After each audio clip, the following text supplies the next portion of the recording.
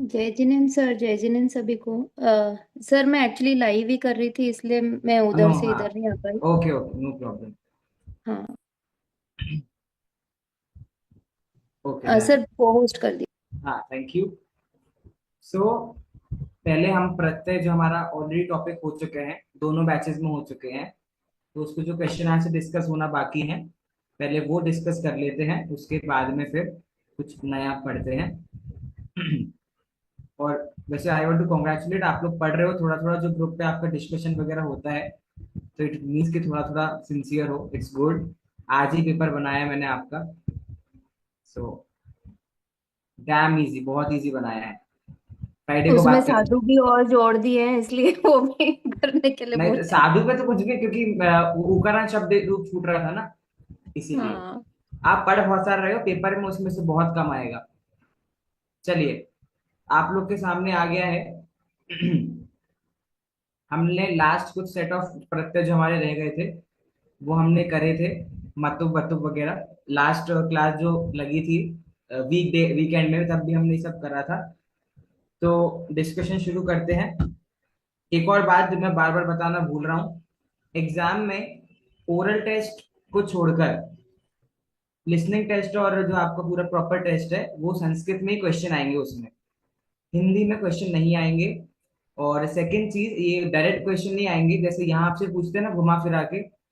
मतलब प्रॉपर एक हम फ्राइडे को सॉल्व करेंगे एक डेमो पेपर, कैसा पेपर होता है। फ्राइडे को वापस से एक्स्ट्रा क्लास लगेगी ये, तो तब आपको पता चल जाएगा पूरा पैटर्न वगैरह क्या है। ठीक है, सीबीएसई के जो पेपर्स बनते हैं 9th 10th बोर्ड में, सेम पैटर्न में आपका पेपर है। डायरेक्ट क्वेश्चन कुछ भी नहीं है कि राम शब्द रूप लिखिए, फल शब्द रूप लिखिए, ऐसा नहीं है, आपको पहचान के लिखना पड़ेगा।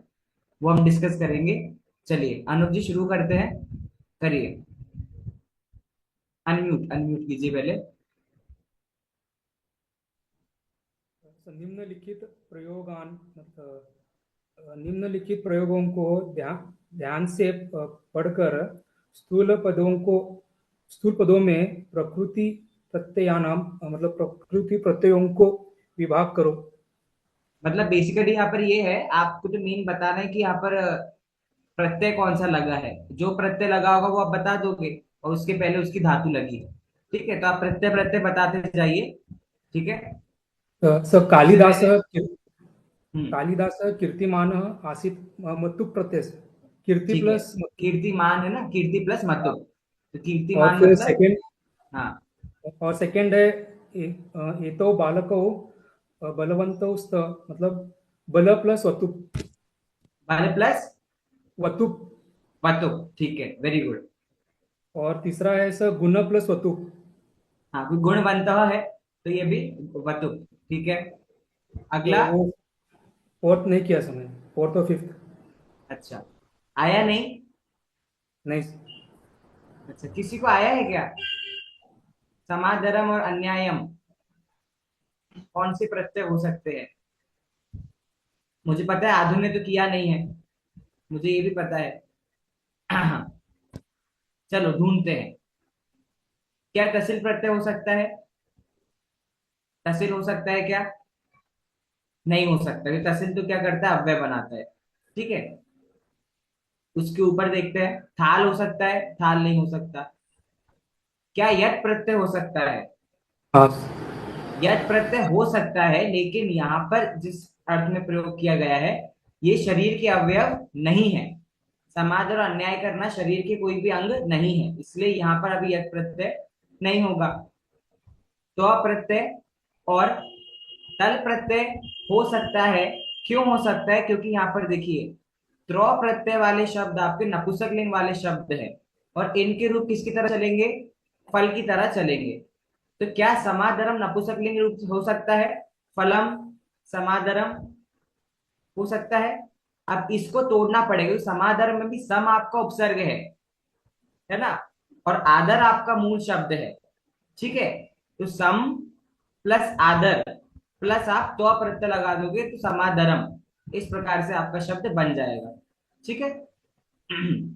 ऊपर भी देख लेते हैं, जब हमने प्रत्यय पढ़े इनमें से कोई और प्रत्यय हो सकता है क्या? इतच नहीं हो सकता, थक नहीं हो सकता, अण भी नहीं हो सकता,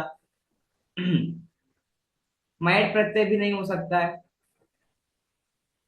तमप भी नहीं होगा, तरप भी नहीं होगा, इनी भी नहीं हो सकता, वतुप मतुप भी नहीं हो सकता। ठीक है, तो हम जिस ऑप्शन के साथ बचते हैं वो हमारा तो प्रत्यय का ऑप्शन ही बचता है।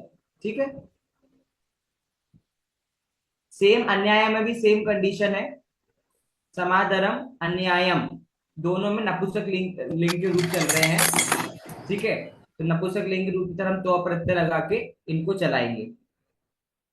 वैसे यहाँ पर ये आने नहीं चाहिए क्योंकि प्रॉपर ये प्रत्यय इसमें अम जो आ रहा है, तो का साउंड इसमें नहीं आ रहा है। जो तो प्रत्यय में तो का साउंड आता है ना, तो वो यहाँ पर नहीं आना चाहिए, पर इन्होंने दे दिया है। तो अब इसके ऊपर के सेक्शन में जो प्रत्यय आए हैं उन सब में से एक तो प्रत्यय ही सही बैठ रहा है यहाँ।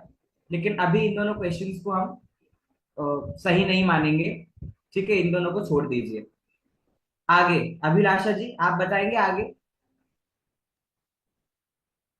सर गुणिनः श्लाघं न हम्म, कुर्वन्ति, तो गुण और इनी प्रत्यय है इसमें हाँ तो। इन्हीं प्रत्यय, वेरी गुड। हाँ, फिर पिता आका एक सेकंड, हाँ हाँ, पिता, आकाशात श्रेष्ठतरः, तो हाँ तरप प्रत्यय, श्रेष्ठ प्लस हाँ, तरप। तरफ प्रत्यय ठीक है। हाँ, फिर ये वाला मेरे को नहीं आया, तरा वाला।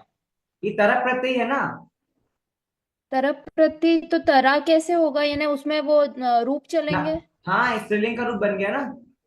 देखो हाँ हमने क्या पढ़ा था, जब दो चीजों के बीच में कंपैरिजन तब तरफ प्रत्यय आता है। तो सेंटेंस में दो चीज के बीच में कंपैरिजन हो रहा है कि नहीं हो रहा? हाँ, हो रहा वो है ना। तो है। तो बस हाँ, धरित्री मतलब क्या होता है, पुत्री। धरित्री मातु अपनी गंभीर तरह, माता से भी गंभीर कौन है? माता से भी गंभीर है। हाँ, हाँ, तो बच्ची। हाँ और हाँ स्त्रीलिंग है इसलिए गंभीर तरह आ गया, तो तरह हाँ, प्रत्यय तो है यहाँ तरप पर भी। प्रत्यय। फिर हिमालय, एक सेकंड, एक रह रहा है ऊपर, कदली हाँ वो फलम। मैंने ऊपर नीचे मैंने ही खुद ने लिख लिया। हाँ ओके। कदली फलम आम्रात मधुरतमम, तो वही ये जिसमें सबसे तमप, तमप प्रत्यय। हाँ, सुपीरियर, हाँ तमप सुपरलेटिव। नाम है ना, तमप, तमप प्रत्यय। तमप प्रत्यय, और उसके ऊपर भी तमप ही है, उच्चतम, तो वो भी मतलब इस, तमप ही है। मतलब उच्च मधुरतमम प्लस में और उच्चतमः में दोनों में तमप प्रत्यय का प्रयोग हो रहा तमप है। प्रत्यय। कहिए हाँ प्रतिभा जी कहिए। ये जो फोर्थ नंबर का क्वेश्चन है ना, सम आदरम और अन्ययम, तो उसमें हाँ अण प्रत्यय नहीं लगेगा क्या? वो भाव कौ, वाला जो है कौन सा, उसमें भी कौन सा? अण प्रत्यय, अण। नहीं, अण अण इसमें नहीं आता है। अण में से अगर समादरः होता या अन्याय होता तो अण प्रत्यय आ सकता था। ठीक है, तो अकारांत शब्द बनाता है वो, यहाँ पर तो ये अकारांत शब्द नहीं बन रहे हैं, इनमें अनुसार चढ़ा है दोनों में, तो अण नहीं प्रत्यय नहीं, यहाँ पर नहीं हो सकता। एक जो जो ये पीडीएफ है ना, उसमें लिखा है कि भाव में भी अण प्रत्यय होता हाँ है। हाँ, बिल्कुल सही है। वो तो भाव वाली बात मैं आपकी समझ गया, लेकिन वो भाव वो वाला भाव नहीं है जो आप समझ रहे हो, जो हम आगे जाके वांग में संस्कृत पढ़ते हैं तब होता है। तो वैसे यहाँ पर इन्होंने कौशलम गौरव में लिख दिया है, लेकिन ये आगे जाके कौशल गौरव शैशव इस तरीके से बनता है। देखो, ठीक है, बाकी आप जो बोल रहे हो अड़ प्रत्यय लगाने को वो आप लगा लो यार, कोई प्रॉब्लम नहीं है। लेकिन भाव अर्थ यहाँ पर नहीं आ रहा है उससे भी, क्योंकि ये समादर मतलब आदर करना, अन्याय मतलब अन्याय करना, तो ये थोड़ा सा बैठ नहीं रहा है उस वाक्य के हिसाब से। लेकिन आप कह सकते हो, कोई डाउट नहीं है उसमें आने, क्योंकि बाकी कोई सा लग भी नहीं रहा है। जो इसके ऊपर हमने सेक्शन में प्रत्यय पढ़े ना, तो और कोई सा लग भी नहीं रहा है।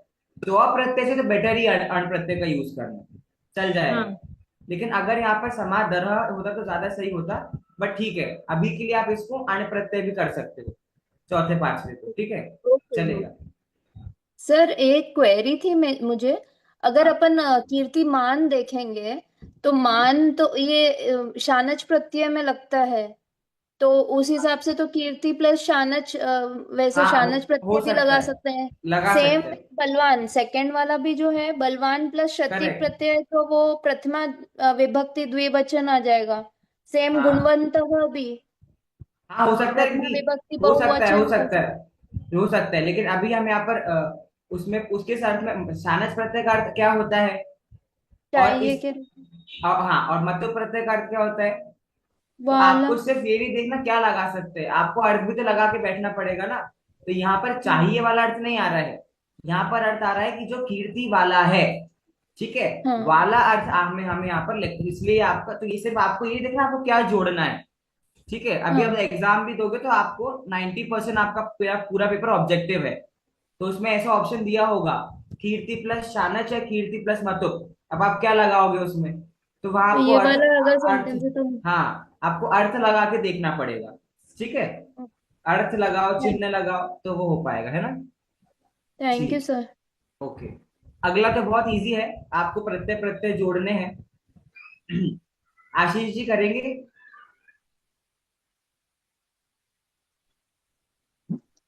ये फर्स्ट वाला है श्री प्लस मतु, हम्म, श्रीमतु। श्रीमान, मतलब का मान होता है ना, तो श्रीमान। ईमान। हम्म, और श्री और शक्ति प्लस वतु, शक्तिवान। ठीक है, धन प्लस वतु, धनवान। ठीक है, बल प्लस वतु, बलवान। ठीक है। और गुरु प्लस तल, गुरु, गुरुतम। तल प्रत्यय का क्या होता है? ध्यान नहीं आ रहा मेरे। तम। हाँ, तम तो तमक का होगा, देख लेते हैं अभी, ऑन स्पॉट गुरुता बता सकता हूँ। हाँ बोलिए बोलिए। गुरुता आ गुरुता। जाएगा इसमें। गुरुता, ठीक है। तल प्रत्यय है ना, ये देखो ऐसे मित्र प्लस तल का क्या है, मित्रता। तो ता जुड़ जाता है उसमें, तो गुरुता हो जाएगा उसमें। ठीक है, गुरुता। गुरुता। चलते चलिए, आगे चलिए। मयट का क्या होता है, मय, तो क्या हो जाएगा? सुंदर प्लस मय, सुंदरमय। सुंदरमय, है ना। ठीक है, पटु प्लस तमम, पटुतमम। नहीं सिर्फ तम, पटु तमह। हलंत वाला पट, शब्द हट जाता है, प्रत्यय में जो पट, हलंत वाला शब्द है ना, वो आपको उड़ जाएगा। पटुतम, पटुतम, पटुतम। हाँ पटुतम। आगे, आगे मृत प्लस मयट, तो हटा मृतमय। दो, मृतमय। ठीक है, मृन्मय है ना वसुदेव सर? प्लस अण, एक से, वासुदेव। वासुदेव। बोलिए अनुप जी, क्या बोल रहे थे आप? तो मृन्मय है ना सर वो? हाँ, तो का ना हो जाएगा। मैंने आपको बताया था जहां भी तो में हलंत आता है, तो वो तो का ना हो जाता है, तो मृन्मय शब्द आपका बन जाएगा। तो सेवन, एट्थ का आंसर मृन्मय, नाइन्थ का आंसर वासुदेव। ठीक है, नाइन, वासुदेव। हाँ, और धर्म प्लस ठक, धार्म, धार्मिक। हाँ ठक का एक हो जाता है। विसर्ग लगाना मत भूलो आशीष, है ना, विसर्ग लगाना जरूरी है। तो धार्मिक ऐसे, है ना। मित्र प्लस तल, मित्रता। ठीक है, विद्वस प्लस त्व, हम्म, ये बनेगा विद्वत्वम, इधर एग्जाम्पल भी दे दो ना तो प्रत्यय में आपको। विद्वत्तम। ये देखो, ये रहा, विद्वत्वम, है ना।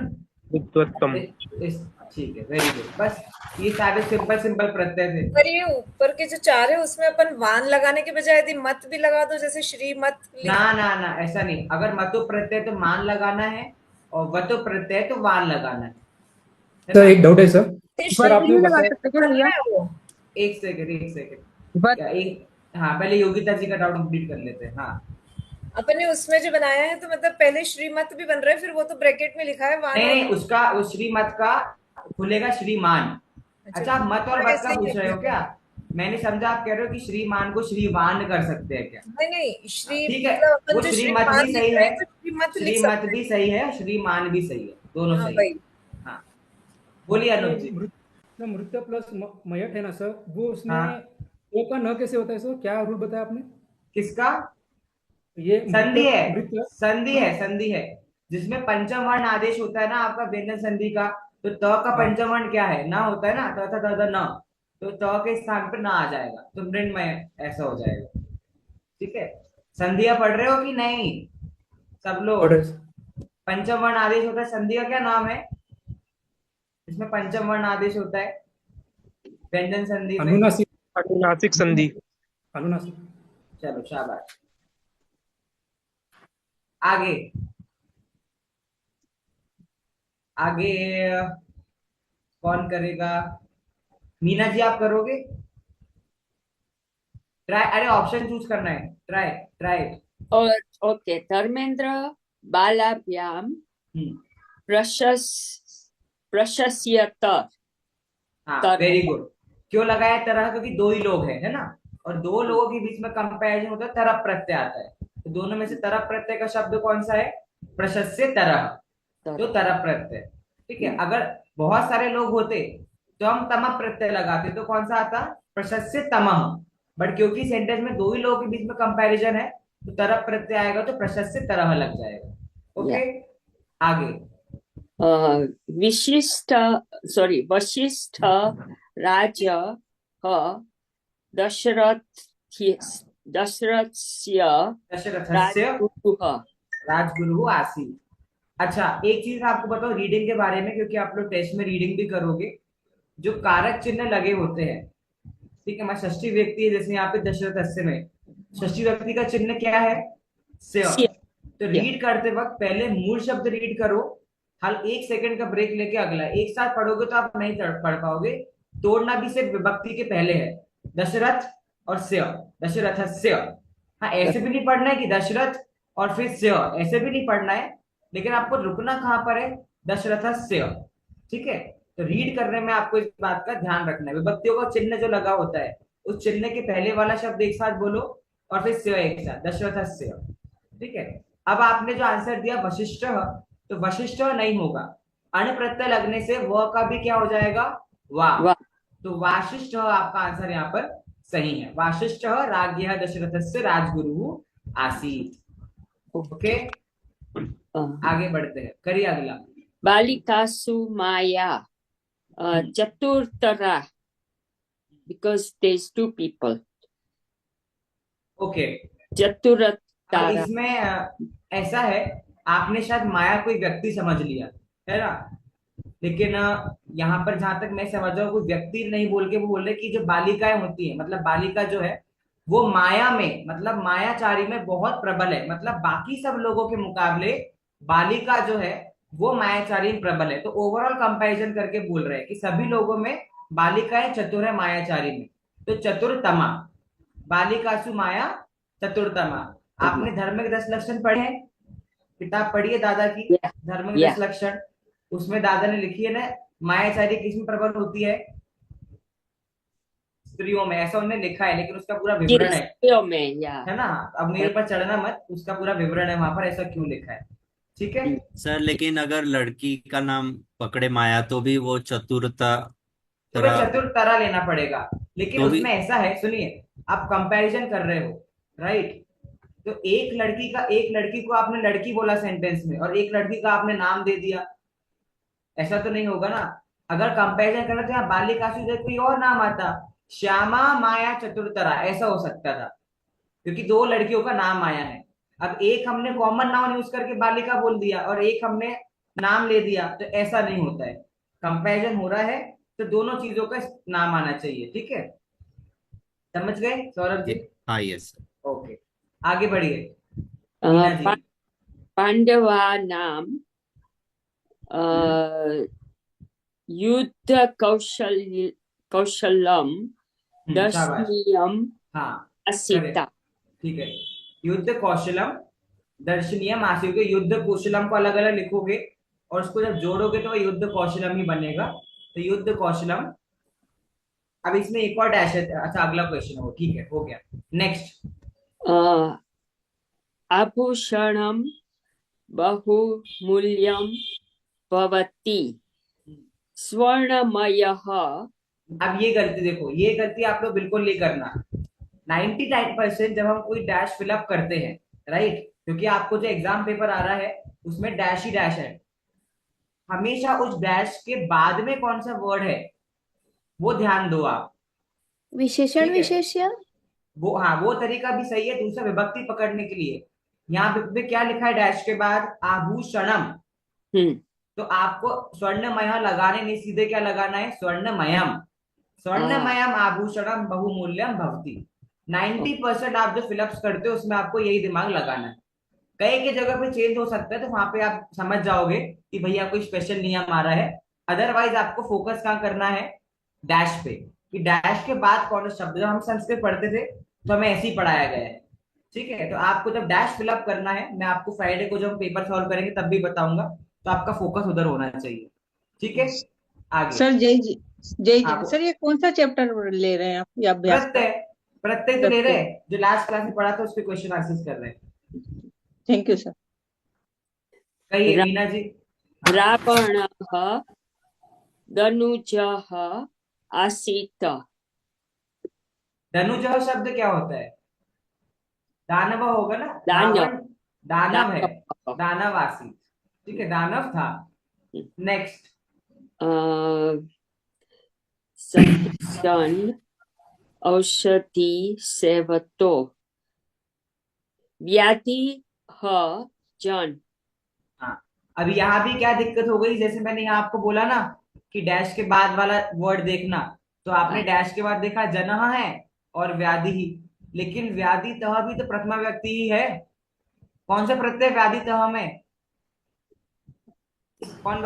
तह में कौन सा प्रत्यय, व्याधि तह, तासिल तसिल पंचमी तसिल प्रत्यय है ना, तो व्याधि तह आएगा यहाँ पर, है ना। व्याधि तह मतलब जो अगर हम व्याधि बोल रहे हैं मतलब बीमारी, पर सेंटेंस हमें क्या लेना है, जिस व्यक्ति को बीमारी हुई है, पीड़ित व्यक्ति, बीमार व्यक्ति, तो व्याधितः जन औषधिम सेवते, ठीक है। ये बात का आपको ध्यान रखना है। बालिकासु चंद्रकला वदति मधुरतम। शाबाश, मधुरतमम, क्यों, सेम वही बात है, क्योंकि यहाँ पे पूरे ओवरऑल कंपैरिजन हो रहा है कि बालिका चंद्रकला में बहुत अच्छा बोलती है या अच्छा गाती है, ऐसा। तो किससे कंपैरिजन हो रहा है, ओवरऑल, और किस चीज से कंपैरिजन हो रहा है, चंद्रकला, किसी प्रकार की कला, कोई गायन कला होगी, तो उसमें कह रहा है कि बालिकाएं जो होती है, बालिकाओं में चंद्रकला मधुरतम होती है, आवाज, अच्छी आवाज होती है। सर इसका एक और मतलब निकाल सकते हैं, ये ना थर्ड क्वेश्चन और ये बालिकासु जिसमें है, जैसे सातवीं विभक्ति है तो मैं आता है, तो बालिकाओं में चंद्रकला मधुरतम गाती है, हाँ, हो सकता बालिकाओं है। में माया, हाँ, माया ये ना लड़की का ही नाम समझ के बहुत चतुरतम है, वैसा। ऐसा आप ले सकते हो, हाँ ठीक है ना। तो वैसे भी हम चतुर्थमाई तो ले रहे हैं ना, प्रत्यय आपका हाँ तमा भी आएगा, ठीक है। हाँ, बट वही सातवीं विभक्ति के हिसाब से ये ना चंद्रकला हाँ, बच्ची का नाम ही समझ के करेक्ट ले रहे हैं, करेक्ट, हाँ वैसा। नहीं, लेना ही और पड़ेगा। सेम माया भी। हाँ ठीक है, हम्म। आगे। बालकेषु विजयस्य टंकण गति, टंकण टंकण, हाँ, तीव्रतरा। अब इसमें भी तीव्रतमा ही आया, तीव्रतमा। हाँ, क्योंकि सभी बालकों में विजय से टंकण, विजय से, विजय की, विजय एक व्यक्ति का नाम है, यहाँ पे षष्ठी व्यक्ति ले रहे हैं ना, तो वो विजय की टंकण गति जो है, भागने की शक्ति जो भी है, वो तीव्रतम है, तो सभी बालकों में उसकी तीव्रतम है, इसलिए। Okay, well enough, very good. देखो हो गया इसमें। अब तो आप लोग पहले से मना करो ही मत। आरती जी आ जाइए मैदान में। नेक्स्ट क्वेश्चन देखो, क्लियर कर, नेक्स्ट क्वेश्चन में लिखा है विशेष्य विशेषणे, मतलब विशेषण विशेष्य का दिमाग लगाओ और मैच करिए, match the following. Aarti ji. Match करना है ना ये तो। Yes yes. कीर्तिमान पुरुषः। करिए, आगे भी करिए, देखते हैं। हाँ, कीर्तिमान, ऐसे जो पहले आए वो बता दूं कि ऐसे लाइन से बताओ? जैसा आपको लगे, ठीक है, आपको ओके। जैसे लगे। लोहमयी मंजूषा। क्या क्या, लौह में मंजूषा, ठीक है। मंजूषा मतलब क्या होता है, मतलब संदूक, बॉक्स जो भी बोलते हैं ना, लोहे वाला। बॉक्स, ओके ठीक है। और उच्चतम कार्यम, हाँ, ठीक है। उत्तम कार्यम लोहमयी मंजूषा, और उच्चतम पर्वत, और कीर्तिमान पुरुष। क्या कीर्तिमान पर्वतः नहीं हो सकता?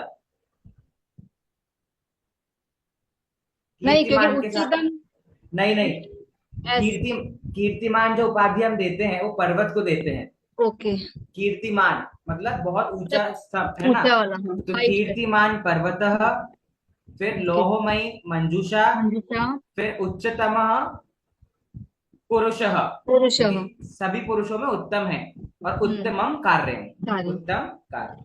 ठीक है, ओके वेरी नीचे गुड। वाला ट्राई करूं करिए करिए, चलिए 5 बताइए स्टार्टिंग में। ओके मधुरतमः मधु प्लस तमप ठीक है, ओके मधुहु, मधुहु प्लस मधुहु तमक, ओके क्योंकि मधु विसर्ग का र प्लस बन जाएगा। तमक हाँ ओके तीव्रतरः तीव्र हाँ, प्लस तरप ठीक है, वासुदेवः वासुदेव प्लस अण वसुदेव, वसुदेव प्लस वसुदेव प्लस अण कार्मिक कार्मिकः कर्म प्लस ठक शाबाश। ओके चलिए हाँ, रुक जाइए, रुक जाइए, रुक जाइए। 5 बोला था ना आपने अच्छा 5वां बच गया, हाँ बता दीजिए, बता दीजिए। ये थोड़ा कंफ्यूज हूं मैं नहीं, ये तो बिल्कुल कंफ्यूजिंग नहीं है, इसमें तो क्या कंफ्यूज होना ही नहीं है। इसमें अण प्रत्यय लगेगा आने क्यों लगेगा? दंत्यम शरीर का अंग है कि नहीं? दांत शरीर का है तो शरीर के अंग में कौन सा प्रत्यय आता है? यत प्रत्यय, यस यस है ना? तो हाँ दंत प्लस यत। यस ओके अब इसमें एक मेरे को ध्यान में आया, अभी ये जो निर्णय यहाँ दिया है, कुछ याद आ रहा है कुछ वर्ड से? अभी जस्ट हमने वाला क्वेश्चन किया ऊपर, ठीक है, ये देखो मृत प्लस मयट हाँ, इसका आंसर है वो नीचे जो दिया ना निर्णय, ये मृत प्लस मयट, तो मठ मयट प्रत्यय यहाँ पर हुआ है। ठीक है, अब 4 बचा, बताइए तो सिंपल है। पिपासितः, पिपासा प्लस इतच ठीक है, लघुता लघु प्लस तल शाबाश। ओके वीरतमः वीर प्लस तमप शाबाश। नदीतः नदी इसमें इत आएगा ना तहसील प्रत्यय, तहसील प्रत्यय, क्योंकि नद से ना शब्द होता है, नदी शब्द होता है, ओके है ना? सिर्फ तह जोड़ा हुआ है, हाँ है ना? तो इसका क्या बनेगा? क्या नदी बनेगा प्लस पता? तहसील, तहसील प्रत्यय है ना, सिर्फ तह जोड़ा है, नदी प्लस तहसील, नदी तह। नदी इतच तह कैसे ओके लगा सकते हैं? इतच, इतच, इतच कैसे लगाओगे? इतच कैसे लगाएंगे? कैसे लगेगा? इतच में हमें एक इत जोड़ना है ना, लेकिन नदी तो ऑलरेडी नदी शब्द है, नदी प्लस नदी कैसे बनेगा? लेकिन एक तरीका इसे बन सकता है, कैसे बन जाएगा बताओ? कैसे बनेगा? अगर अगर नहीं, नद तो शब्द नहीं होता, नदी शब्द ही लेंगे, लेकिन अगर हम लोग दीर्घ संधि मान लें, सबसे पहले सबसे दीर्घ संधि, तो नदी प्लस इज भी नदी तक, क्योंकि ई प्लस ई ही होता है ना, स्वर संधि का पहला भेद याद है कि नहीं? सवर्ण हाँ, दीर्घ संधि, ई दीर्घ प्लस दीर्घ, ई दीर्घ ही होता है, तो नदी प्लस इज, तो नदी तह, इस हिसाब से वो नदी तह बन सकता है। आपको संस्कृत टेक्निकली लाइक मैथमेटिक्स, मैं ओरल टेस्ट में सिर्फ आपसे रीजनिंग पूछूंगा कि ऐसा क्यों है, तो आपको रीजनिंग पता होनी चाहिए, बस रट लिया और वो कर लिया वो नहीं, ठीक है? रटने वाले तो चलेगा ही सारे, समझने वाले सारे बाकी, ठीक है? नदीता में क्या लिखना है? तहसील प्रत्यय इतना ही लिखना है? संधि तहसील, विच्छेद हाँ, नदी प्लस तहसील ओके हो गया, नदी प्लस तहसील, तह जुड़ जाता है तहसील का।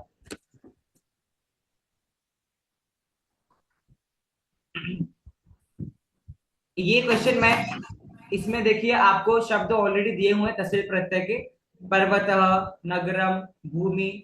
अब नगरम का नगरतः बन जाएगा, भूमि का भूमितः बन जाएगा, भानु का भानुतः, और नदी का नदीतः। तहसील प्रत्यय की आपके शब्द बन जाएंगे। इन शब्दों से आपको वाक्य बनाना है, ठीक है? वाक्य बनाने आते हैं, कर्ता बनाओ किसी को, जैसे पर्वत है, पर्वत से कैसे वाक्य बनाओगे? लंबा ऊंचा पर्वत है, पर्वत पे चढ़ता है, मनुष्य। अब इतने कठिन वाक्य बनाओ मत ना, जितने देखो वाक्य बनाने में एक नियम याद रखो, जितना बड़ा वाक्य उतना कठिन, उतना गलत होगा, जितना छोटा वाक्य उतना 100% वाक्य सही होगा। 2 शब्द का वाक्य बनाओ ना, ऊंचा पर्वत, खत्म। अब इसमें गलत कुछ होगा ही नहीं आपका। पर इसे तहसील प्रत्यय उच्चतमः पर्वतः, खत्म वाक्य। अब आप बनाओगे सर पर्वततः करेंगे या कैसे? नहीं, पर्वत है ना, पर्वत ऑलरेडी तहसील प्रत्यय का वो है, उच्चतमः पर्वतः, खत्म, बन गया वाक्य। अब जैसे आशीष जी ने बोला था ना कि मनुष्य पर्वत पर चढ़ता है, अब इसमें मनुष्य का रूप बनाओ, फिर चढ़ता है के लिए क्या शब्द लगाना पड़ेगा, फिर पर्वत पर सपनी व्यक्ति क्या बनेगी पर्वत की, इतना कुछ करना है। अब ऊंचा पर्वत में कुछ भी नहीं करना, सभी में ऊंचा पर्वत है, उच्चतमा पर्वत, वाक्य खत्म, और सही भी है। हमेशा ये नियम याद रखो, अगर आपको सही वाक्य बनाने हैं और आपसे बोला गया है वाक्य बनाने को, जितना छोटा वाक्य होगा उतना सही। अब ये नहीं सोचना आपको उच्चतमा पर्वत में क्या कर्म है, क्या क्रिया है, क्या करता है, वो आपकी प्रॉब्लम नहीं है। आपको वाक्य बनाना था, आपने बना दिया, उच्चतमा पर्वत, भाववाच्य का वाक्य बन गया, बात खत्म। ठीक है। अगर किसी को बिल्कुल कॉन्फिडेंस है कि नहीं हमें विभक्तियां, शब्द रूप, धातु रूप सब अच्छे से आता है, तो बड़ा सेंटेंस बना लो। ठीक है, ये बात याद रखना। अब नगरतः से कैसे शब्द बनेगा, सेम वाक्य, सुंदरतमः नगर, नगरतः, सुंदर नगर, सभी नगरों में सबसे सुंदर नगर। भूमितः का कैसे बनेगा, शोभनीय भूमितः, जो शोभा दे रही है भूमि, सुंदर भूमि। सुंदरतमः भूमितः। भव्य, क्या, भव्यतम, भव्य, भव्यतमः भूमितः। मतलब मैं तम प्रत्यय तसिल प्रत्यय को यूज करके वाक्य बना रहा हूं। एक वर्ड आपका, पहला वाला वर्ड तम प्रत्यय का, दूसरा वाला वर्ड तसिल प्रत्यय का, खत्म वाक्य। ठीक है। अब नदी का भानु मतलब सूर्य होता है, तो क्या वाक्य बनाओगे सूर्य का, भानुतः सर्वश्रेष्ठ अस्ति, तेजस। खत्म। वो आप बना रहे हो, लेकिन उसका कुछ मतलब भी तो होना चाहिए। सूर्य सर्वश्रेष्ठ है सब, हाँ, किसमें, सब पूरे विश्व में। हाँ तो वो थोड़ा सा अब ऐसा भी, अब जैसे मैंने उसको बनाया, फिर वो बड़ा हाँ ठीक करना है पड़ेगा। चलेगा, लेकिन थोड़ा सा लॉजिकल भी हो सेंटेंस। ऐसा नहीं कि हमको बनाना है तो हम कुछ भी बना दे, बट ठीक है। श्रेष्ठतम भानुतः बना दो ना आप, तो उसमें पृथ्वी जोड़ दो, ये पृथ्वी में, तो पृथ्वी की सप्तमी विभक्ति क्या होगी, पृथ्वीव्याम, पृथ्वीयाम श्रेष्ठतम भानुतः। ठीक है। और नदी है तो सुंदर नदी, सुंदरतम नदीतः। ठीक है। भानु का सभी नदियों में मतलब सूर्य, सूर्य। सूर्य हुआ तो अपन ऐसा भी बोल सकते हैं ना, उष्णतमः सूर्य भानुतमः। शाबाश, शाबाश, बस। नहीं तो अभी आप लोग क्या क्या वाक्य बना रहे होते हो, सारे गलत बनते। ठीक है, ऐसा। चलिए, ये लास्ट क्वेश्चन बचा है, योगिता जी ट्राई करोगे आप, लास्ट क्वेश्चन, 7th क्वेश्चन। देखो तस्वीर प्रत्यय का यूज करना इजीली बन जाएगा। सर नदी का क्या बताया, नदीतः, नदीतः लिखा है, नदी तक, बनाइए योगिता जी। विद्यालय, तो विद्यालयतः, विद्यालयतः, तः, हाँ सब में तह लग जाएगा ना बस। हाँ लगाओ। मत, मथुरातः, हाँ सही जा रहे हैं, आपको डाउट क्यों आ रहा है, नदीतः, हाँ देवालयतः, देवालयतः। हाँ मैं आपको दिखा दूं, आपको डाउट है इसके पहले देखो, सभी जगह तहसील प्रत्यय में क्या हो गया है, तह तह तह तह तह तह। ठीक है। बस अब आपका ये याद रखना है आपको कि वो तह प्रत्यय वाला शब्द आपका क्या हो जाता है, अव्यय बन जाता है। ठीक है। हाँ प्रतिभा जी कहिए। आहारम का क्या मीनिंग है, वयम नदी से जलम आहारामः। आहार मतलब एक तौर पर आप ले सकते हो कि हम या तो जल ग्रहण कर रहे हैं, आहार करना होता है ना, तो जल को ग्रहण करना, तो हम सब नदी का जल ग्रहण कर रहे हैं। ठीक है। आहार नदी का या नदी से, नदी से मतलब वही, मतलब मैं तो आहार यहाँ पर फोकस कर रहा था। आहार मतलब आहार करना होता है ना जो हमारा, उसी आहार को यहाँ पर लिया गया है। अब ये आहारामः क्यों लिखा है, वयम आ गया है क्योंकि वयम आ गया ना, वयम का क्रिया क्या होता है, पठामि पठावह पठामह, आहारामि आहारामः आहारावह आहारामः, तो वयम के साथ आहारामः आता है। ठीक है। प्रतिभा जी बात भूल गए थे क्या आप, ये वाली वयम के साथ क्रिया वाली बात, नहीं नहीं, मैं तो बस उसका मीनिंग पूछ रही हाँ थी। आहार, नॉर्मल जो हम आहार शब्द जो प्रयोग करते हैं ना हम, बस वही वाला आहार है। चलिए फाइनली प्रत्यय खत्म करते हैं, ये सिंपल प्रत्यय है, पुल्लिंग से स्त्रीलिंग, स्त्रीलिंग से पुल्लिंग करना है। सौरभ जी करिए। निर्देशनासुर लिंग परिवर्तनम। निद्रासुर नहीं, क्या निर लिखा है? निर्देशनासुर निर्देशानुसार। हाँ निर्देशानुसार। निर्देशानुसारम हम्म, लिंग परिवर्तनम कुरुत। करिए। बालक का क्या बनेगा स्त्रीलिंग में? बालिका। ऐसे करते। अब आगे आराध्य का पुल्लिंग में? आराध्य। आराध्य। प्रथमा का प्रथमा पुल्लिंग में? का पढ़ा था ये तो कुछ क्लास नहीं में। करना, आकारांत को अकारांत कर दो। प्रथमा का प्रथम। प्रथम हाँ। प्रथम। साधक क्या करोगे? साध्वी। साध्वी हाँ।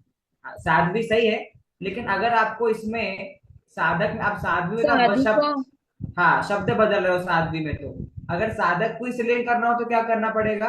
तो साधिका। अधिका। ठीक है। इस वो प्रकार शादी का आचार। आया था पर वो सही है क्या हाँ क्या मालूम। सही है, साधिका शब्द सही है। सही है। साधिका सही है।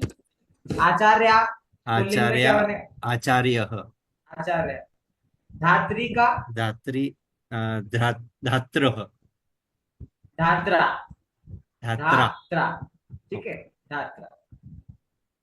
ठीक है। सर एक क्वेश्चन था, हाँ सर ये जब धात्री पुल्लिंग नहीं होगा लिखते ये। हैं। एक सेकंड, एक सेकंड। बोलिए पूनम जी, क्या बोल रहे हैं आप? सर ये धात्री नहीं बनेगा, त्रय में क्या कहते हैं, दीर्घ ई की मात्रा लगेगी, धात्री। बन जाएगा, कोई दिक्कत नहीं। धात्रा भी सही है, धात्री भी सही है, दोनों सही है।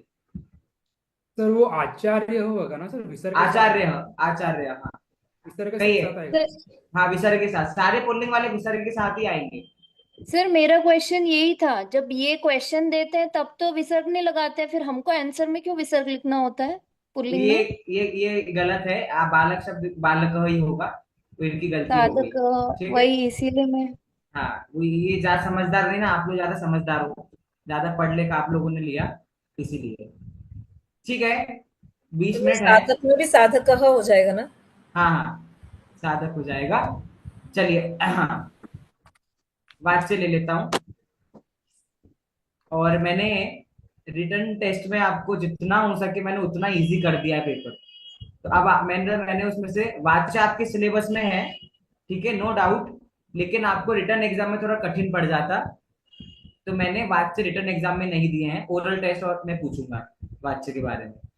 मतलब मैंने ऐसे क्वेश्चन दिए थे कि कर्तृवाच्य के सेंटेंस को भाववाच्य में कन्वर्ट करना, करवाच्य में डिफिकल्ट हो जाता थोड़ा सा। नेक्स्ट क्लास में थर्सडे को हम समास पढ़ेंगे। समास में ही नंबर जाएंगे आपके, जाएंगे तो बाकी कुछ भी कठिन नहीं है, पूरे एग्जाम में कुछ भी कठिन नहीं है। ठीक है, थर्सडे को पढ़ेंगे समास। चलिए, वाच्य टॉपिक आपको मैं आधा पढ़ा ही चुका हूँ, पूरा ही आपको आ गया है फिर भी। हमारा नहीं हुआ ना सर संडे बैच पर। संडे नहीं, वो मैंने ऐसी प्रत्यय के बीच में बताया था, अलग से नहीं लिया था, इसलिए आज ले रहा हूँ, प्रॉपर एक तरीके से हो जाएगा।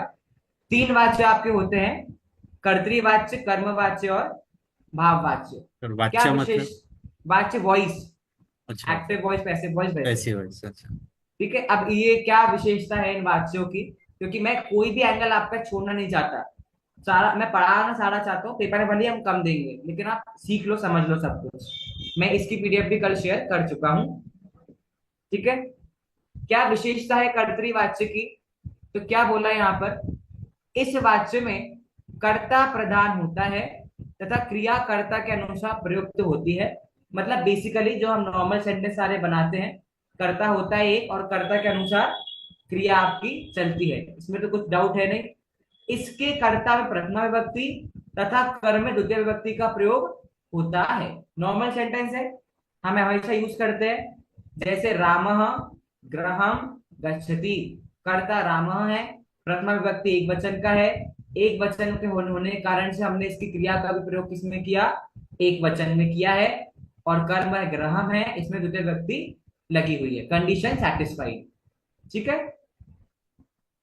देखो, बालिका पाठम पठितवती। पठितवती कुछ याद आ रहा है क्या? हाँ क्या ततु याद आ रहा प्रत्यय। है? कौन सा? ततु। तवतु प्रत्यय। ठीक है, ऐसे तुरंत याद आना चाहिए। बालिका करता है, पाठम कर्म है, और पठितवती इसमें क्या है? क्रिया है। पठितवती क्यों आया? क्योंकि हमारी कर्ता जो है वो क्या है, स्त्रीलिंग में है। बालिका स्त्रीलिंग है ना, तो पठितवती। अगर बालका होता तो क्या आता? पठितवान। पठितवान। बालकः पाठम पठितवान, क्योंकि क्रिया किसके अकॉर्डिंग लगती है? कर्ता के अकॉर्डिंग। कर्ता का जो लिंग है और जो वचन है, उसी लिंग उसी वचन में आपकी क्रिया का प्रयोग होता है। ठीक है, वाच्य में तो आई डोंट थिंक किसी को कोई डाउट है, मतलब कर्तरी वाच्य में तो कोई डाउट है नहीं, हम हमेशा से इस सेंटेंस को यूज कर रहे हैं। ओके, आगे बढ़ते हैं कर्मवाच्य की तरफ। आशीष जी बोलिए। हाँ, जैसे इसमें ये एक वाक्य लिखा हुआ है ना, सैनिकः देशम रक्षति। तो यदि इसको क्री धातु की क्रिया लगाएं तो फिर देशम में षष्ठी विभक्ति लगानी पड़ेगी। किसकी क्रिया लगाए? यदि जैसे इसमें रक्ष क्रिया लगी हुई है, यदि हम रक्ष को तो कर्म बनाए तो फिर देश में षष्ठी विभक्ति लगानी पड़ेगी। पर फिर आप इसमें क्रिया, अगर आप रक्ष को कर्म बना लोगे तो क्रिया किसको बनाओगे? क्री क्री धातु वाली क्रिया, सैनिकः देशस्य रक्षम करोति। तो नहीं, फिर वाक्य सही नहीं बन रहा आपका। देशस्य रक्षम नहीं होगा, क्योंकि रक्षति में आपका क्री धातु आ गया, रक्ष कर्म नहीं बन सकता यहाँ पर, ये तो प्रॉब्लम आएगी। रक्ष को आप नहीं बना पाओगे। कई रक्षम बार भी क्योंकि दाल- रक्षम, हाँ मैं समझ गया, लेकिन रक्षम आपका कर्म, सैनिक देशम रक्षम करोति तो गलत शब्द है। आपको रक्ष जो धातु है वो कर्म बनेगी ही नहीं, वो नहीं बन पाएगी कर्म यहाँ पर। रक्षस से करोगे तो गलत है ना, रक्षस से कैसे बनेगा? रक्षस से तो रक्षा का, देशस्य देशस से कर दो ना सैनिक, लेकिन सैनिक देशस्य रक्षति ये सही है। क्रिया धातु यूज ही नहीं करना आपको, क्रिया तो आप रक्षति को ही बनाओ। सैनिक देश की रक्षा करते हैं, देश की रक्षा करते हैं, ठीक है, ये रक्षा करते हैं, ये रक्षति का मतलब ये रक्षा करते हैं, ठीक है। तो उसमें करोति मत लगाओ अलग से, ठीक है। कुछ पूछना है किसी को? नहीं ना, ओके। आगे बढ़ते हैं कर्मवाच्य में। देखिए कर्मवाच्य में क्या होता है। कर्मवाच्य में कर्म की प्रधानता होती है, अतः कर्म में प्रथमा तथा कर्ता में तृतीया विभक्ति का प्रयोग होता है, ठीक है। कर्म में प्रथमा का, कर्ता में तृतीया का प्रयोग होता है, और यहाँ क्रिया का प्रयोग कर्म के अनुसार होता है। कौन से प्रत्यय का रूल है ये? किस प्रत्यय में रूल पढ़ा है हमने? त प्रत्यय, तबतु प्रत्यय है ना। त प्रत्यय में वैसे रूल होता है, तबतु का तो नॉर्मली है त प्रत्यय, ठीक है, वेरी गुड। तो क्रिया का प्रयोग कर्म के अनुसार होता है। जिस लिंग पुरुष तथा वचन में कर्म होता है, उसी लिंग पुरुष तथा वचन में क्रिया का प्रयोग होता है। फॉर एग्जाम्पल, रामेण गृहम गम्यते, कर्ता में तृतीय व्यक्ति है, बिल्कुल है। कर्म में प्रथम व्यक्ति है, बिल्कुल है। और जैसा आपका क्रिया है, सॉरी जैसा आपका कर्म है वैसा आपकी क्रिया है क्या? बिल्कुल है, ठीक है, क्योंकि ग्रहम क्या है, नपुंसक लिंग है, तो गम्यते भी आपका नपुंसक लिंग है। एक और बात आप याद रखो, क्या याद रखो, कि जब आप लोग ये प्रयोग कर रहे हो किसका? कर्मवाच्य का, तो आपका धातु प्लस य प्लस ते आपका लगता है। तो यहाँ पर आप ग्रहम है तो एक गम्यते कैसे बन गया, ये नियम है। कर्मवाच्य में बनेगा तो आपका धातु आ जाएगा, उस धातु के बाद में आपको य लगाना है और ते जोड़ देना है, ठीक है। ये रूल है कर्मवाच्य का, क्योंकि ऐसा बनाने पर ही आपकी जो ये क्रिया बन रही है ना, ये कर्म के अकॉर्डिंग बन रही है। कर्म के अकॉर्डिंग बन रही है मतलब प्रथमा विभक्ति के अकॉर्डिंग बन रही है। अब इसमें आपको कर्ता से कोई लेना देना नहीं है, कर्ता चाहे आपका पुल्लिंग का हो चाहे स्त्रीलिंग का हो, क्योंकि हमें तो कन्वर्ट किसके अकॉर्डिंग करना है? अकॉर्डिंग टू कर्म, और कर्म किसमें आएगा? प्रथमा में ही आएगा कर्मवाच्य में, इसलिए क्रिया आपको इस प्रकार से बनानी है। अगला एग्जांपल देखो, विद्यार्थिना पाठः पठ्यते। पाठ पुल्लिंग शब्द है, प्रथमा व्यक्ति में कर्म का प्रयोग किया गया। क्रिया कैसे लिखी गई? क्रिया का मूल धातु पठ, यह जोड़ दिया और ते लगा दिया, ठीक है। एग्जैक्ट सेम तरीका अगला एग्जाम्पल, मया तृतीय व्यक्ति एक वचन, अहम अस्म शब्द युग जो है, तो मया तृतीय एक वचन, मया चित्रे, ठीक है, चित्रे आया और दृश्यते। अभी चित्रे कहां से आ गया? हाँ आशीष जी कुछ कह रहे हैं। हाँ, मैं ये चीज कह रहा था, जैसे इसमें कर्म के अकॉर्डिंग क्रिया चल रही है, तो हाँ अभी ये शब्द ही आया है मया चित्रे दर्श्यते, तो ये द्वितीय विभक्ति का वचन है, तो इसलिए एक तो क्रिया भी इसकी द्वितीय विभक्ति में आ गई होगी। अगर ये कर्म भी बहु वो तृतीय कर्म भी यदि ये उसका है, द्विवचन का है, एक से ये नहीं, ये तो फिक्स है ना अपना कि कर्मवाच्य में कर्ता तृतीया का होगा, कर्म प्रथमा का होगा और क्रिया उसके अकॉर्डिंग ही होगी, तो फिक्स है। हाँ, तो ये जो उसमें कर्म है इसमें हाँ प्रथमा हाँ विभक्ति है, ये द्विवचन का है, जैसे चित्रे है, इसकी जगह पे हाँ यदि बहुवचन आ जाएगा समझ गया समझ गया। अब देखिए चित्रे आएगा जो या कुछ आपका और डाउट है आएगा। मैं क्लियर करता हूँ। कर्मवाच्य का मैं एक नियम बता रहा हूँ, आप लोग ध्यान दो। अगर कर्म के अकॉर्डिंग आपको क्रिया लगानी है कर्मवाच्य में, ये बात तो फिक्स हो गई है ना। अगर आपका कर्म में एक वचन है तो धातु में आप जोड़ोगे य और ते, ठीक है। अगर आपका कर्म द्विवचन है, विभक्ति तो कौन सी रहेगी कर्म की? प्रथमा ही रहेगी, लेकिन द्विवचन है तो एते जोड़ोगे।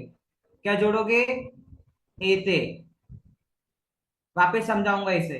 और अगर आपका वचन बहुवचन है तो आप जोड़ोगे अंते, भी सामने आएगा।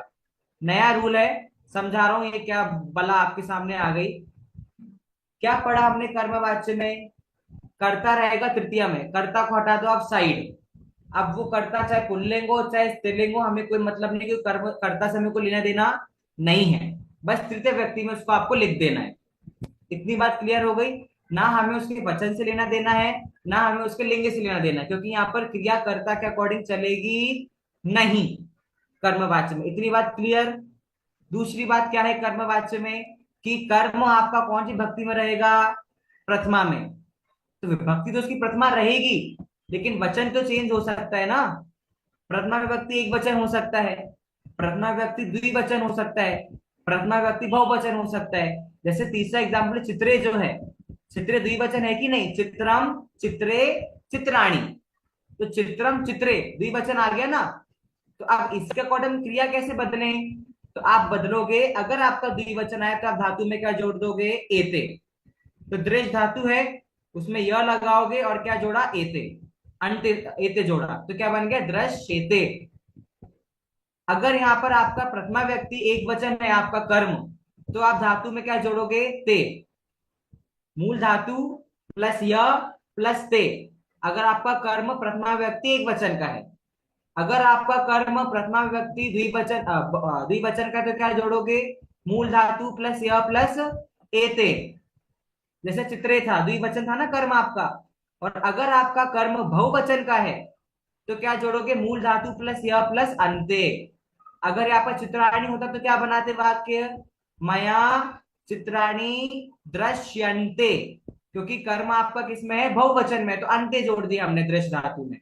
अगर आपका एक वचन होता मया चित्रम, तो क्या बनता? दृश्यते, क्योंकि कर्म आपका एक वचन में है। और अगर आपका कर्म द्विवचन में है, जैसे मया चित्रे, तो आप एते जोड़ोगे, मया चित्रे दृश्यते। ठीक है, बोलिए प्रतिभा जी क्या बोल रहे हैं? इसमें ये आत्मनेपदी के रूप है क्या? समझ सकते हो आप, आत्मनेपद के रूप समझ सकते हो, लेकिन मैं आपको इतना डीप में नहीं ले जा रहा हूँ। आप सिर्फ इतना हाँ, याद रख लो, ते एते अंते, क्योंकि अभी तो मध्यम पुरुष उत्तम पुरुष के रूप भी होते हैं, लेकिन वो आप छोड़ दो। ते एते अंते, इतना आप याद रखो। बोलिए आशीष जी। हाँ, अगर इसमें जैसे क्रिया आत्मनेपद वाली आ जाए मूल रूप से, जैसे सेव आ गई धातु, तो फिर क्या हाँ उसकी सेव सेम ते सेम सेम करेंगे सेम, या हाँ वो आत्मनेपद की तरह ही करेंगे। आत्मनेपद ही चल रहा है ना ये तो, आत्मनेपद ही चल रहा है ना ये, सेवते सेवेते सेवंते वही चल रहा है। तो उसमें भी या लगाएंगे, सेव या ते? हाँ हाँ, नहीं नहीं उसमें नहीं लगाएंगे, उसमें नहीं, लेकिन उसमें नहीं लगाओगे आप, क्योंकि आप वो मूल आत्मनेपद को उठा के ले आए ना, उसमें नहीं लगाओगे, वो सेवते ही लिखोगे उसको आप, क्योंकि सेव्यते ऐसा कोई धातु होती नहीं है। लेकिन जैसे अगर आप छात्र, लगा भी दो तो गलत नहीं है, वो सही माना जाएगा, गलत नहीं मानेंगे उसको। उसमें क्योंकि यह आपको लगा सकते हैं। हाँ, क्योंकि आपको अगर याद हो, हमने पढ़ा था बहुत स्टार्टिंग में, कुछ धातुएं ऐसी होती है जो आत्मनेपद की भी है और परस्मैपद की भी है। तो ये जो धातु है ना, गम धातु, पट धातु, दृढ़ धातु, ये ये परस्मैपद तो की धातु है। पद में है। हाँ, तो उभयपदी धातु का आप जब यूज करोगे तो उसमें आप यह लगाओगे, और अगर आप प्रॉपर आत्मनेपद की धातु का यूज कर रहे हो तो यह नहीं लगाना, सीधे जैसी धातु है वैसा वैसा आपको उठा के पटक देना है। लेकिन अभी आपने पर आत्मनेपद मैंने हटा दिया है, क्योंकि आपको पोर्शन इतना आपको यूज में भी नहीं है, इसलिए मैं आपको ये परस्मैपद की धातु के हिसाब से बता रहा था। तो इक्वेशन क्या बन गई आपकी, कर्मवाचक की क्रिया को प्रयोग करने के लिए धातु प्लस य प्लस ते स्लैश एते स्लैश अंते, डिपेंड्स कि आपका कर्म कौन से वचन में है। ठीक है, ये हो गया आपका कर्मवाच्य। अब तीसरा वाच्य भाववाच्य है। भाववाच्य का क्या नियम है, तो भाववाच्य के कर्ता में तृतीय व्यक्ति का प्रयोग होता है, ये तो आपको पता है, सेम एज कर्मवाच्य। भाववाच्य में क्रिया का अर्थ है भाव प्रधान होता है, प्रधान कौन है लेकिन भाववाच्य में, क्रिया प्रधान है, मतलब विभक्ति कौन सी होगी उसकी, प्रथमा। क्रिया प्रथम पुरुष एक वचन में ही प्रयुक्त होती है। क्या नियम बताया आपको भाववाच्य की क्रिया का, कि उसकी क्रिया प्रथम पुरुष में ही होगी और वचन भी कौन सा होगा, एक वचन में। भले ही कर्ता एक वचन में हो या बहुवचन में, हमें फर्क नहीं पड़ता। ठीक है, भाववाच्य में हमें सिर्फ इतना याद रखना है कि भैया कर्ता तृतीय व्यक्ति का आना चाहिए, कर्म इस वाक्य में आएगा नहीं, अगर हमारी क्रिया आएगी तो प्रथम पुरुष एक वचन में ही आएगी। ठीक है, ये देखो, पठती क्रिया है, क्या बन जाएगी, पठ्यते। लिखती क्या बन जाएगी, लिख्यते। खादती क्या बन जाएगी, खाद्यते। भवती क्या बन जाएगी, भूयते। धाव्यते, हस्यते, क्रियते, क्रियते, नीयते, गम्यते, उत्पत्त्यते। ठीक है, रूल समझ आ गए आपके माइंड में, ऐसा रूल क्लियर होना चाहिए। कर्तृवाच्य मतलब कर्ता प्रथमा का, कर्म द्वितीया का, क्रिया अकॉर्डिंग टू कर्ता। कर्मवाच्य है तो कर्ता तृतीया का, कर्म प्रथमा का, क्रिया अकॉर्डिंग टू कर्म। भाववाच्य है तो कर्ता तृतीया का, नो क्रिया, कर्म ऑफ प्रथमा व्यक्ति, सॉरी प्रथम पुरुष एक वचन। बोलिए दिया जी। तो कर्मवाच्य और भाववाच्य में अंतर क्या है? अंतर हुआ ना, कर्मवाच्य में कर्म था, भाववाच्य में कर्म ही नहीं है, ओनली कर्ता और क्रिया है। भाववाच्य में कर्म नहीं होता, और एक और अंतर है, कर्मवाच्य में क्रिया का चेंज होता है, क्रिया एक वचन में भी हो सकती है, द्विवचन में भी हो सकती है, बहुवचन में भी हो सकती है, लेकिन भाववाच्य में आपकी क्रिया ओनली एक वचन में ही रहेगी। ठीक है, बट किसी भी सेंटेंस में अगर कर्म नहीं है तो सेंटेंस भाववाच्य 100% भाववाच्य है। ठीक है, हाँ, लेकिन आपको उसमें फिर कर्ता ही पकड़ना है ना। कर्ता भी आप देख लो, कर्ता तृतीया का है, कर्म नहीं है, मतलब डेफिनेटली वो क्या है, आपका भाववाच्य है। कई बार ऐसा हो सकता है कि कर्ता प्रथमा का है और कर्म नहीं है, तो वो भाववाच्य नहीं होगा, क्योंकि इसे नियम नहीं है कि कर्म हर सेंटेंस में होगा ही होगा। आपको सारी कंडीशन सेटिस्फाई करनी पड़ेगी, भाई कर्ता तृतीया में है कि नहीं है, फिर आपकी क्रिया प्रथम पुरुष एक वचन में है कि नहीं है। दोनों कंडीशन अगर सेटिस्फाई हो रही हैं तो फिर आप मानोगे कि आपका भाववाच्य है। ठीक है, सारी कंडीशन सेटिस्फाई होनी चाहिए। बोलिए आशीष जी। जैसे इसका इसी तरह से वाक्य चेंज होगा, जैसे वह खाता है स खादती, और भाववाच्य में बनाएंगे तो तेन खाद्यते। वेरी गुड, बस बन गया, शाबाश, यही है, ऐसे ही बनेगा। ऐसे ही बनेगा, ऐसे ही बनेगा। बोलिए योगिता जी। सर जैसे इसमें कर्तृवाच्य में ये आएगी सब, पठती लिखती इस तरह की क्रिया आएगी, तो अपना जो ये इसका एग्जाम्पल था, तो उसमें आपने पठितवान क्यों बोला फिर? वहां पे तो प्रत्यय का प्रयोग, अरे तो वो तो उन्होंने प्रत्यय का प्रयोग किया ना वहां पर, तो तब तू प्रत्यय का भी प्रयोग क्रिया के रूप में होता है, पढ़ा था ना हमने, तब तू प्रत्यय का प्रयोग है यहाँ पर, तो उन्होंने प्रत्यय का प्रयोग कर दिया। और अगर प्रत्यय नहीं यूज करना तो आप पठती लगा दो, पठती लगा सकते हो। हाँ, मतलब हमको बचना है, बस हमें कठिन नहीं करना, प्रत्यय से बचना है। ठीक है, खत्म वाच्य, इतने टॉपिक। अब देखो यहाँ देखो, आपके लिए अच्छा है, कन्वर्ट किया है, सह फलानी खादितवान। तो क्या करा उन्होंने, सबसे पहले कर्ता को तृतीया में कर दिया, सह का क्या हो गया तेन। अब फलानी को तो ने एक वचन में ही रखा है, प्रथम पुरुष, बहुवचन है, तो उन्होंने बहुवचन के अकॉर्डिंग यहाँ पर क्रिया आपकी लगेगी। तो खादी तानी, क्योंकि बहुवचन चाहिए ना, खादितवान खादित बनता फिर करके खादी तानी आपका रूप बन जाएगा। ठीक है, अहम का मया कर दिया, ये ग्रंथान इनका द्वितीया में था, यहाँ पर प्रथमा में कर दिया, अस्मा भी तृतीया में कर दिया, गुरु को गुरु में था द्वितीया में था, उसको प्रथमा में कर दिया गुरु। इस अकॉर्डिंग ऐसे सेंटेंस चेंज करने आपको आने चाहिए, जो वाच्य में आपसे कहा जाए उस वाच्य में। ठीक है,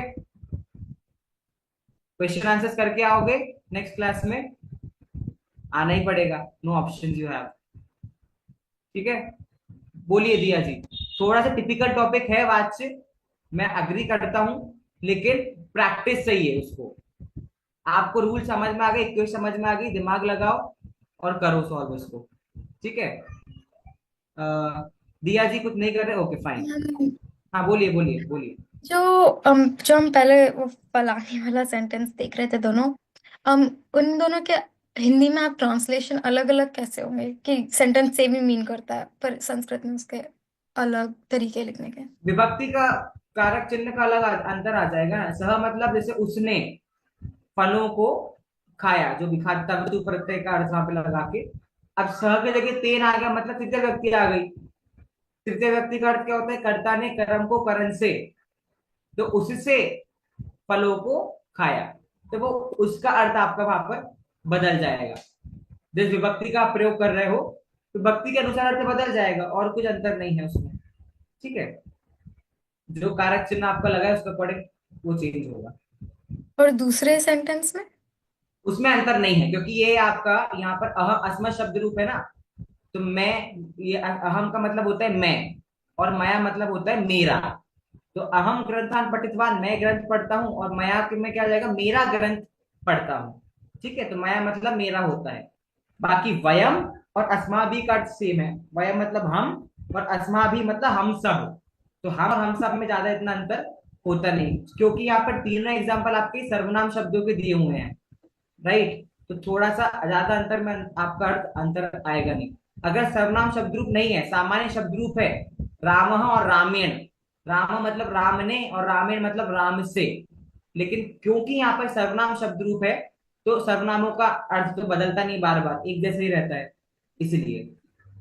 भैया एक हाँ दिया जी बोलिए, अनूप जी पे इसके बाद आ रहा है। हाँ दिया जी। हाँ भैया मैं बोल रही थी ठीक है, हाँ आई थिंक। ठीक है, हाँ सारिका जी कहिए। भैया जैसे आपने बोला मया शब्द का अर्थ मेरा होता है, तो मया शब्द का अर्थ मेरे द्वारा नहीं होगा क्या? मेरे द्वारा ग्रंथ पढ़ा जाता है।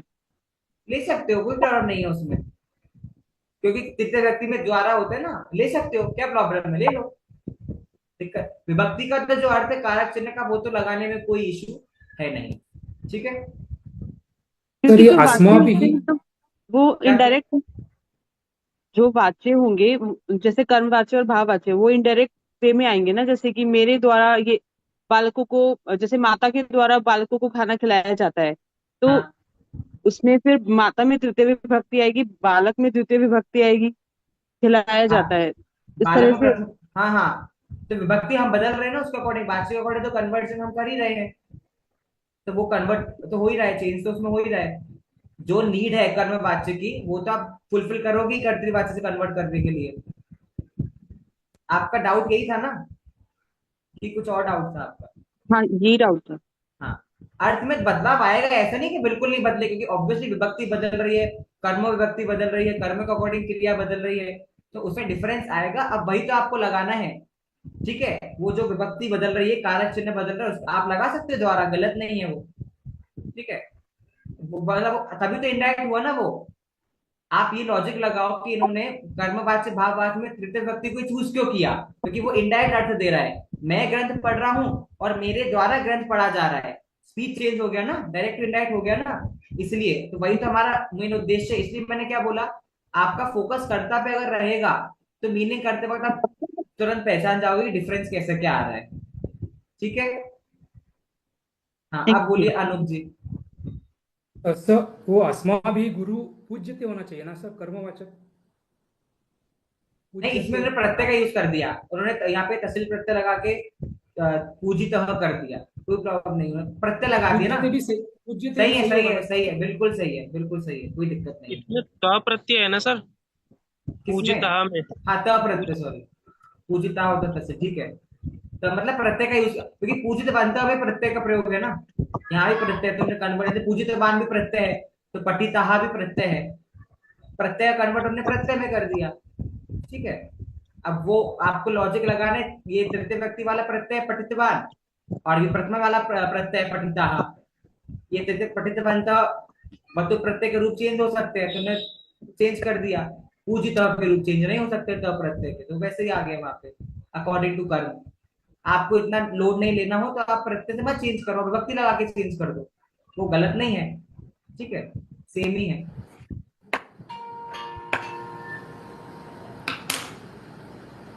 तो वाच्य हम लोग ने पढ़ा, क्योंकि वाच्य की आपकी प्रैक्टिस थोड़ी सी वीक है और अभी अभी पढ़ा है, तो मैं उसको इसलिए एकदम एग्जाम में ऐसे नहीं दे रहा हूँ, वैसे मुझे कॉन्फिडेंस आया है कि आप लोग कन्वर्ट कर लोगे, ठीक है।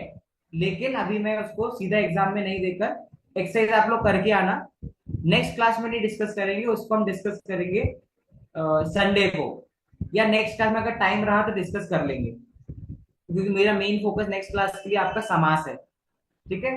टाइम रहा तो हम उसको डिस्कस करेंगे वाचिकों। तो संडे वाली जो क्लास रहेगी वो भी हमारे पास बचेगी, और संडे वाले बच्चे जैसे अभी क्लास में आ रहे हैं, जैसे आप लोग भी संडे वाली क्लास में आ सकते हो, तो वो हम तब बात करेंगे, ठीक है।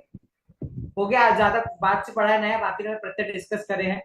इक्वेशंस क्लियर होने चाहिए आपके माइंड में रिगार्डिंग जो भी कर्तृवाचक इक्वेशंस क्या है, कर्मवाचक इक्वेशन और भाववाचक विभक्तियां, मतलब कौन सी भक्ति में क्या क्या होता है, ठीक है बस। और पीडीएफ पढ़ा करो, पीडीएफ पढ़ोगे तो आपको क्लियर होगा, 2 पेज की पीडीएफ है वाच्य की, तो बस ज्यादा उसमें डाउट्स है नहीं। बाकी एग्जाम की जो बातें हैं वो अभी हम फ्राइडे को करेंगे, जब फ्राइडे वाली एक्स्ट्रा क्लास लगेगी तब करेंगे। अभी आप लोग पढ़ाई कर रहे हैं अच्छे से, वो करते रहो, ठीक है। सर फ्राइडे के अलावा और कोई दिन रखिए ना, उस दिन हमारी क्लास होती है परमांगम ऑनर्स की। फ्राइडे को नहीं तो फिर सैटरडे को रखना पड़ेगा। हाँ, सैटरडे को हमारे, सैटरडे को उनका है, तो 7 बजे क्लास होती ना आपकी फ्राइडे को, 8 बजे थोड़ी ना होती है, 8 बजे रख लेंगे क्लास, 7 से 9 चलती है वो। बाप रे, वीकली होती ना, एक ही दिन। चलो देखते हैं, उसका सोचते हैं, मैं अभिलाषा जी से बात करके आपको बता दूंगा, ठीक है, जैसा भी होता है। या फिर अगर ऐसा है तो फ्राइडे को नहीं रख के देखते, चलो वो देखते, क्योंकि संडे वाली बैच को भी बुलाना है। संडे को आप लोग आ पाओगे दोपहर को 3 बजे, सारे लोग संडे को 3 बजे दोपहर को? हाँ, संडे को तो कोई प्रॉब्लम नहीं, संडे को शाम को ही रहता है सर। शाम को तो फिर नहीं, आपको पढ़ने का टाइम भी चाहिए ना। तो सर सैटरडे को दोपहर में अगर ट्राई कर सकते हैं तो अपन दोपहर में अगर रख लें तो। हाँ, मतलब अगर ऑफिस वगैरह नहीं होता आप लोगों का जिनका भी, तो वो दोपहर में आ सकते हैं। सौरभ जी, अनूप जी, आप लोग दोपहर में कब सर? डे 3 बजे फ्राइडे? नहीं, और टाइम तो नहीं सर, है ना। हम एक काम करते हैं, हम डिस्कस करके कर लेंगे, क्योंकि मैं चाहता हूँ वो पेपर डिस्कशन इंपॉर्टेंट है, एक काम करेंगे, पेपर डिस्कशन हम संडे को ही करेंगे, लेकिन प्रॉब्लम में ज्यादा लेट ना हो जाए। संडे को क्या डेट है? संडे को 20 आई गेस, है ना? 20 है, ठीक है। 25 का आपका एग्जाम है, कोई प्रॉब्लम नहीं है, संडे को डिस्कस कर लेंगे एग्जाम, लेकिन संडे को फिर आ जाना आप लोग दोपहर को 3 बजे। संडे तो फ्री है, उस दिन तो आप लोग आ ही सकते हो, तो हम पेपर डिस्कस कर लेंगे। हाँ, या Why don't you do Friday as well as Sunday? Friday को तो सब लोग, ठीक है, फ्राइडे को देखते हैं, ओके।